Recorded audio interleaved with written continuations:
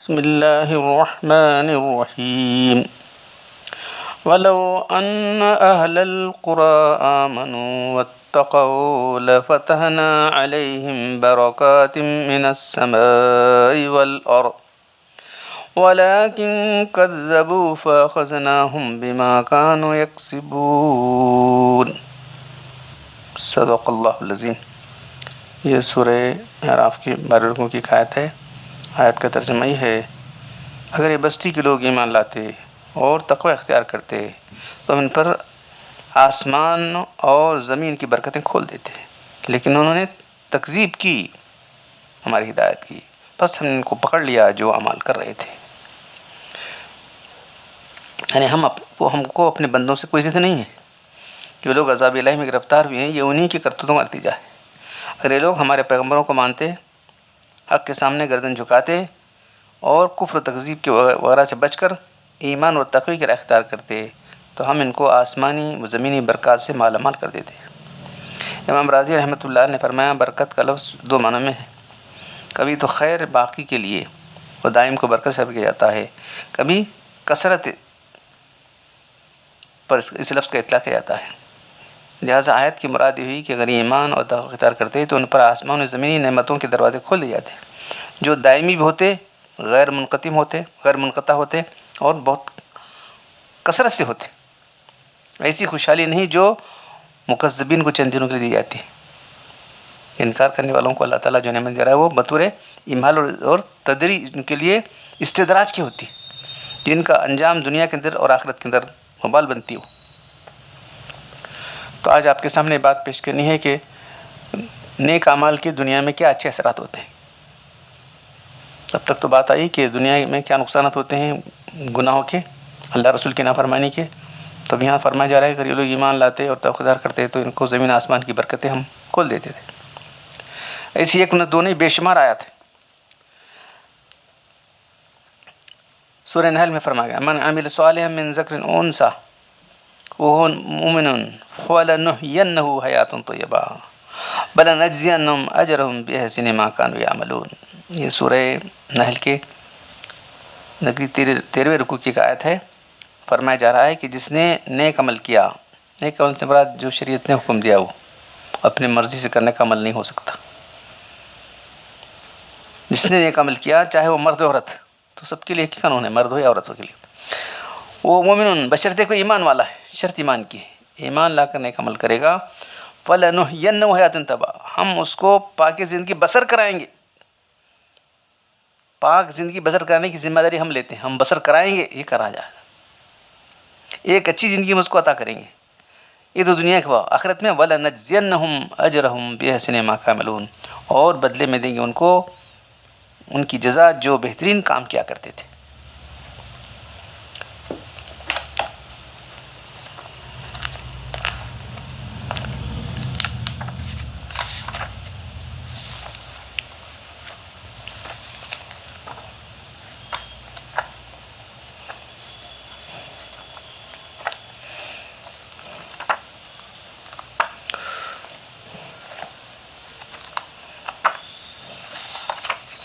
حضرت نوح علیہ السلام نے اپنی قوم سے کہا: فَقُلْتُ اسْتَغْفِرُوا رَبَّكُمْ إِنَّهُ كَانَ غَفَّارًا يُرْسِلِ السَّمَاءَ عَلَيْكُمْ مِدْرَارًا وَيُمْدِدْكُمْ بِأَمْوَالٍ وَبَنِينَ وَيَجْعَلْ لَكُمْ جَنَّاتٍ وَيَجْعَلْ لَكُمْ أَنْهَارًا۔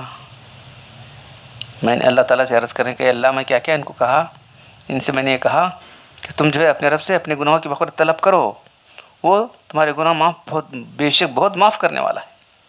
آسمان سے موسلادھار بارش برسائے گا اور تمہارے مال بڑھا دے گا، تمہیں بیٹے دے گا، اور تمہارے لیے جنتیں، تمہارے لیے باغات اگائے گا، تمہارے لیے نہریں جاری کرے گا۔ تو استغفار پر یہ چیزیں جو ہے مرتب ہوتی، تو معلوم ہوا کہ جو ہے نیک اعمال کرنے سے دنیا کی زندگی بھی خوشحال ہوتی ہے، پرسکون والی ہوتی ہے۔ تو آج وہی آپ کے سامنے بیان کیا جا رہا ہے۔ دوسرا باب، پہلا باب میں تو یہ تھا وہی کہ جو ہے گناہ کے اثرات کیا ہیں۔ اس بیان میں کہ طاعات و عبادات اور اعمال ساری دنیا کا کیا نفع ہوتا ہے، علاوہ ان منافع کے جو ضمناً التزاماً اوپر مذکور مفہوم چکے ہیں، ان میں چند فصلیں ہیں نمبر 1، اس بیان میں کہ اطاعت سے رزق بڑھتا ہے۔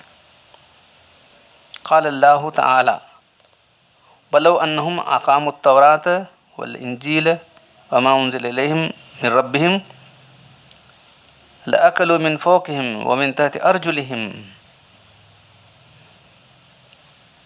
قرآن کی آیت ہے، فرمایا اللہ تعالیٰ نے اگر یہ لوگ قائم رکھتے تورات انجیل کو اور اس کتاب کو جو اس پر اب نازل کی گئی یعنی قرآن، ان کی طرف سے، ان کی رب کی نازل کی یعنی قرآن، مراد یہ کہ ان پر پورا عمل کرتے، اقاموں کے معنی اس کو قائم رہتے اس پر۔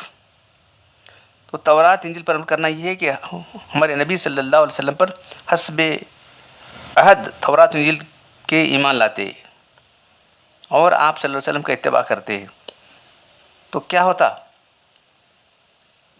لَأَكْلُ مِنْ فَوْقِهِمْ وَمِنْ تَحْتِهِمْ، تو اوپر سے نیچے سے رزق کھاتے، اوپر سے آسمان سے بارش بڑھتا، نیچے زمین جو ہے اپنا اناج اگاتی، تو کھاتے لوگ اپنے اوپر سے اور اپنے پاؤں کے نیچے سے۔ اوپر سے کھانا یہ ہوتا ہے کہ بارش نازل ہوتی، نیچے سے ہوتا ہے کہ غلہ اگتا۔ اس آیت سے معلوم ہوا کہ احکام الہی پر عمل کرنے سے رزق بڑھتا ہے۔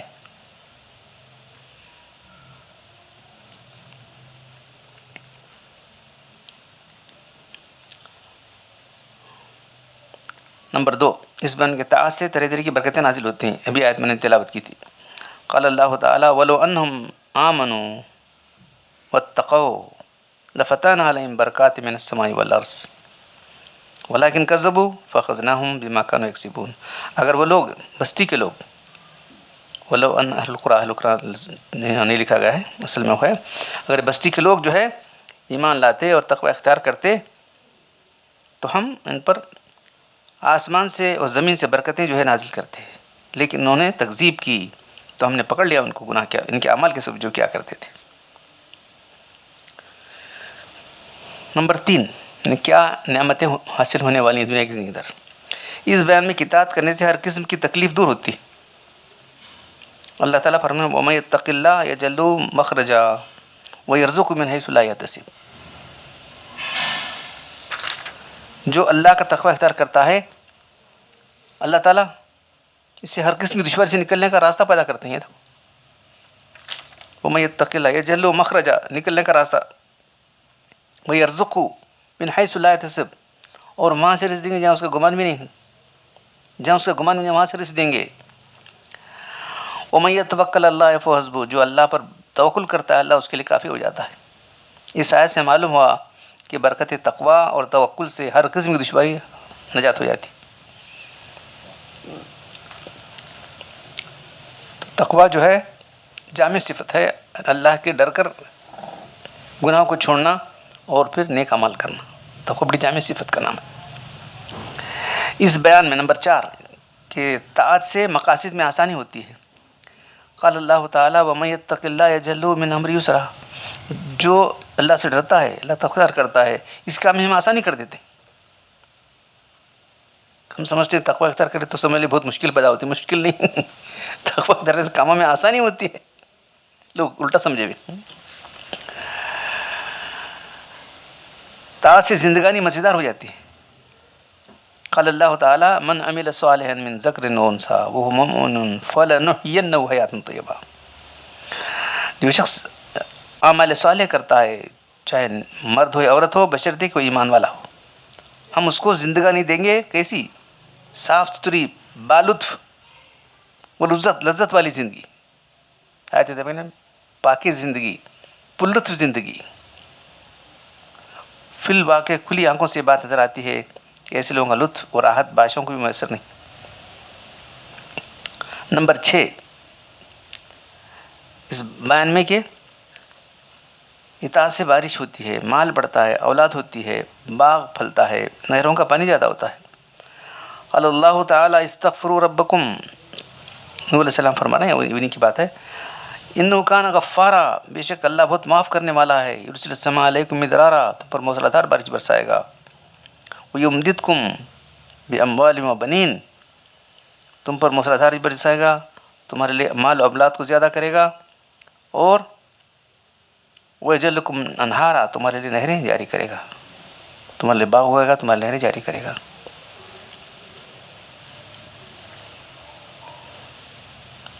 نمبر 7، اس بیان میں کہ ایمان لانے سے خیر اور برکتیں نصیب ہوتی ہیں، ہر قسم کی بلا ٹل جاتی ہے۔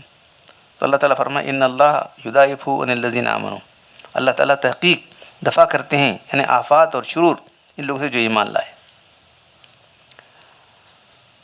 اللہ سبحانہ تعالیٰ کا ان کے لیے حامی و مددگار ہونا، قال اللہ تعالیٰ اللہ ولی الذین آمنوا، اللہ جو ہے مددگار ہے ایمان والوں کا، اور کیا چاہیے تو؟ جب اللہ مددگار ہے تو ڈرنے کی ضرورت ہی نہیں ہے۔ اللہ تعالیٰ ان لوگوں کو مدد جو ایمان والے فرشتوں کو بتائے ان کے دلوں کو تم مضبوط رکھو۔ قال اللہ تعالیٰ اذ یوحی ربک الی الملائکۃ انی معکم فثبتوا الذین آمنوا، جب تمہارے رب نے یہ وہی بھیجی فرشتوں کی طرف، میں تمہارے ساتھ ہوں، تم ایمان والوں کے دلوں کو مضبوط رکھو۔ میدان جنگ کے اندر بالکل کم تعداد ہے، اسلحہ کم ہے، کمزور ہیں، اس وقت جو ہے فرشتے آ کے دلوں کو مضبوط کر رہے ہیں ایمان والوں کی۔ پھر فرمایا العزت للہ ولرسولہ وللمؤمنین ولکن المنافقین لا یعلمون، فرمایا اللہ تعالیٰ عزت تو اللہ کے لیے ہے، اس کے رسول کے لیے، ایمان والوں کے لیے ہے، لیکن یہ لوگ منافقین نہیں جانتے اس بات کو۔ ایمان والوں کے لیے بلند مراتب ہیں، اللہ یرفع الذین آمنوا منکم، اللہ ان لوگوں کے درجے بلند کرے گا جو ایمان والے۔ اللہ تعالیٰ ایمان والے کی محبت لوگوں کے دلوں میں ڈال دے گا۔ ان الذین آمنوا وعملوا الصالحات سجل لهم الرحمن ودا، جو لوگ ایمان لائے اور اعمال صالح کیے تو رحمان جو ہے لوگوں کے دلوں میں ان کی محبت پیدا کر دے گا۔ اللہ تعالیٰ ان کی محبت ایک حدیث میں مضمون ہے، اللہ تعالیٰ جب کسی سے بندے سے محبت کرتے ہیں تو فرشتوں کو ہوتا ہے میں اس سے محبت کرتا ہوں، تم بھی اس سے محبت کرو، تو فرشتے آسمان والے فرشتے محبت کرتے ہیں، پھر وہ جو ہے یہ محبت جو ہے زمین والوں پر بھی جو ہے پھیل جاتی ہے، زمین والے بھی محبت کر لگ جاتے ہیں،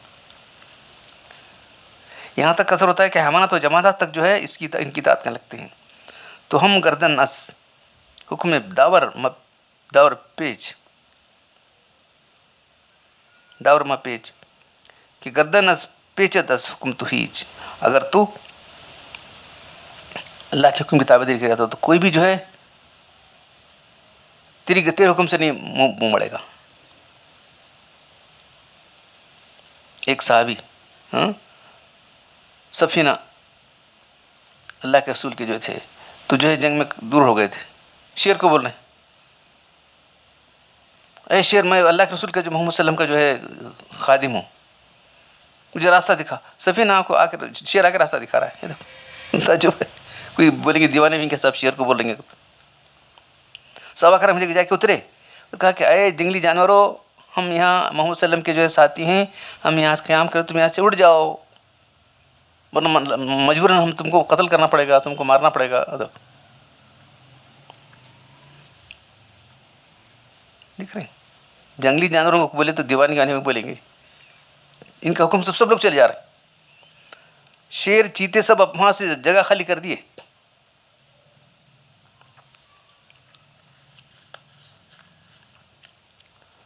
قرآن کا اس کے حق میں شفا ہونا، قال اللہ تعالیٰ قل الذین آمنوا ھم الشفاء، قرآن شفا بھی ہے، ہدایت بھی ہے، ہدایت بھی ہے اور شفا بھی ہے۔ اللہ تعالیٰ نے فرمایا قرآن ایمان والوں کے لیے ہدایت و شفا ہے، اسی طرح سے اس طرح ایمان سے تمام بھلائیاں اور نعمتیں میسر ہوتی ہیں۔ فضائل میں تتبع کرنے سے اس کا دعوی کی تصدیق ہوتی ہے، کیا کیا فضائل ہیں قرآن کے۔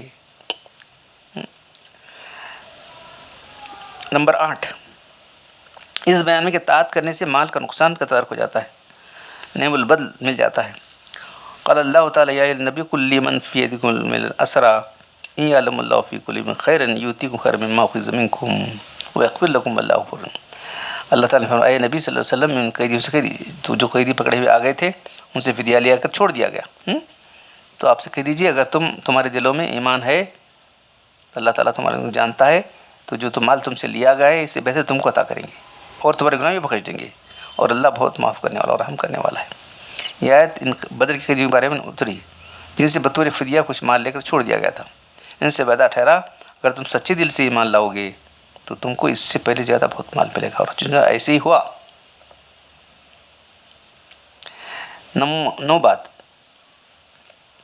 نویں بات، اس بیان میں کہ اطاعت میں مال خرچنے سے مال بہت بڑھتا ہے. تو یہ ایک جگہ نہیں، بہت جگہ جگہ مال خرچ کرنے سے کیا کیا ہوتا ہے دنیا کے اندر. قال اللہ تعالی وما اوتیتم من زکاۃ تریدون وجہ اللہ فاولئک هم المضعفون. اللہ تعالیٰ فرماتے ہیں جو کچھ تم زکوٰۃ میں دیتے ہو، جسے تم محض اللہ کی رضامندی چاہتے ہو، یہ لوگ اپنے مالوں کو دگنا تگنا کرنے والے. تمہارا مال جو ہے مضعفون، تمہارا مال جو ہے ملٹی پلائڈ ہو کے دگنا تگنا ہزاروں گنا بڑھ کے تم کو ملنے والا ہے. دنیا کی زندگی میں ملنے والا ہے، آخرت میں ملنے والا ہے. نمبر 10، اس بیان میں کہ اطاعت کرنے سے قلب میں کراہت اور اطمینان پیدا ہوتا ہے. اس کی لذت کے روبرو ہفت اقلیم کی بادشاہت بھی بالکل گرد ہے. اللہ تعالیٰ اللہ بذکر اللہ تطمئن القلوب، خوب سن لو اللہ ہی کیسے دلوں کو چین ملتا ہے. چین کیسا ملتا ہے؟ لوگ سکون حاصل کرنے کے بے شمار طریقے اختیار کرتے ہیں لیکن نہیں ملتا. سکون ملتا اللہ کیا سے ملتا ہے. دل کی غذا اللہ کا ذکر ہے. لوگ کہاں کا ڈھونڈ رہے ہیں اس کو.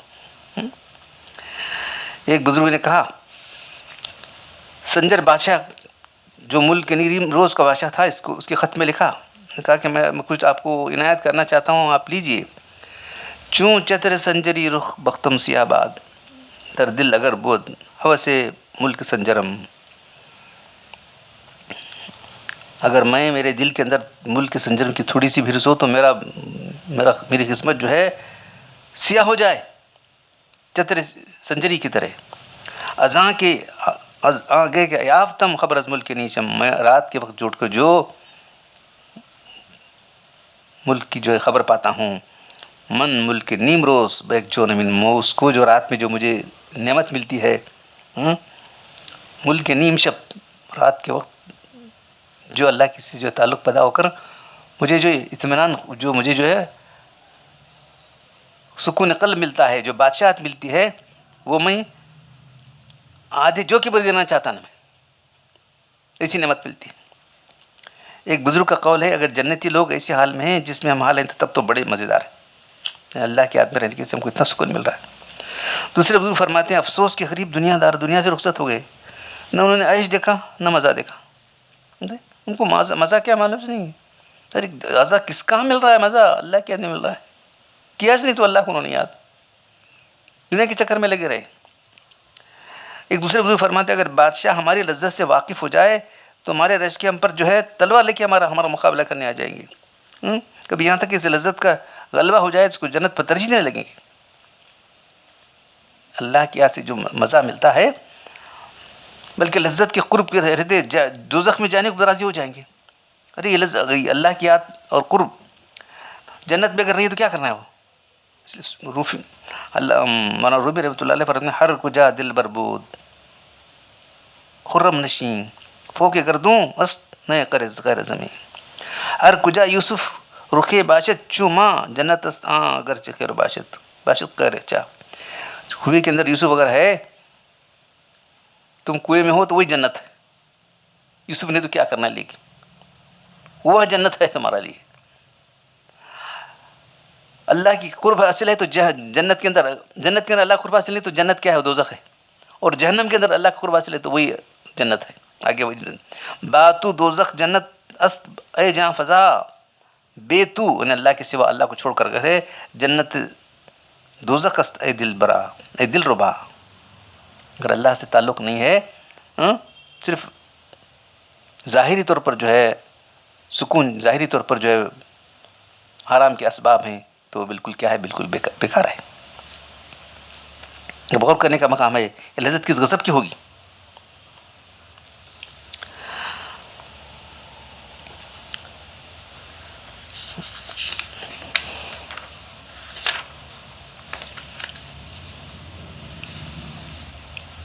اس بیان میں کی اطاعت کی برکت سے اس شخص کی اولاد تک کو نفع پہنچتا ہے. اللہ تعالیٰ فرماتے ہیں سورہ کہف میں وَأَمَّا الْجِدَارُ فَكَانَ لِغُلَامَيْنِ يَتِيمَيْنِ فِي الْمَدِينَةِ وَكَانَ تَحْتَهُ كَنْزٌ لَهُمَا وَكَانَ أَبُوهُمَا صَالِحًا وَأَرَادَ رَبُّكَ أَن يَبْلُغَا أَشُدَّهُمَا وَيَسْتَخْرِجَا كَنْزَهُمَا رحمت من ربک.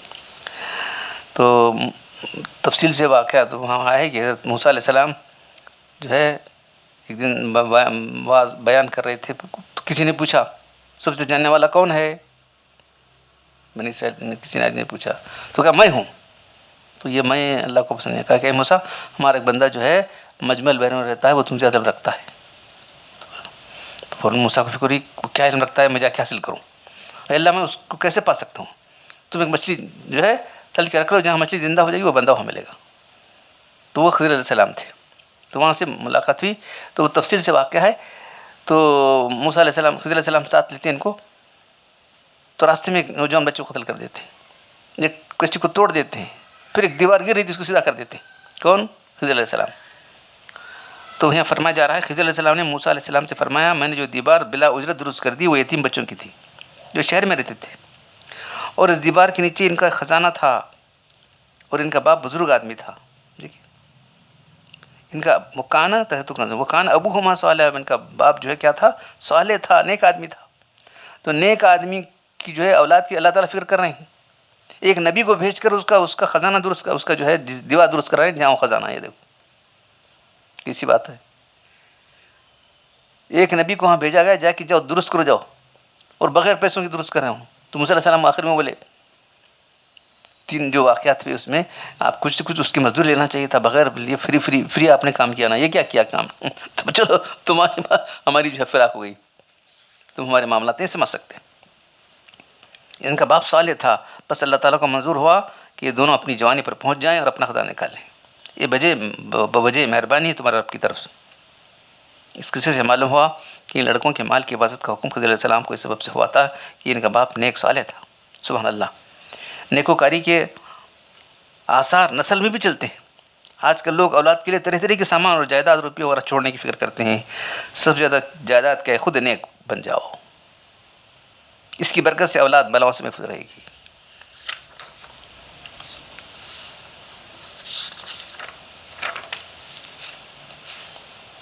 تو انشاءاللہ ابھی بہت کچھ جو ہے جو نعمتیں نیک اعمال اختیار کرنے پر انسان کو ملنے والی ہیں اس کا بیان ہے. انشاءاللہ کل بیان کیا جائے گا. تو اللہ تبارک تعالیٰ ہم سب کو جو ہے ایمان، تقوی اور اعمال صالح اختیار کرنے کی توفیق عطا فرمائے. سبحان ربک رب العزت عما یصفون وسلام علی المرسلین والحمد للہ رب العالمین.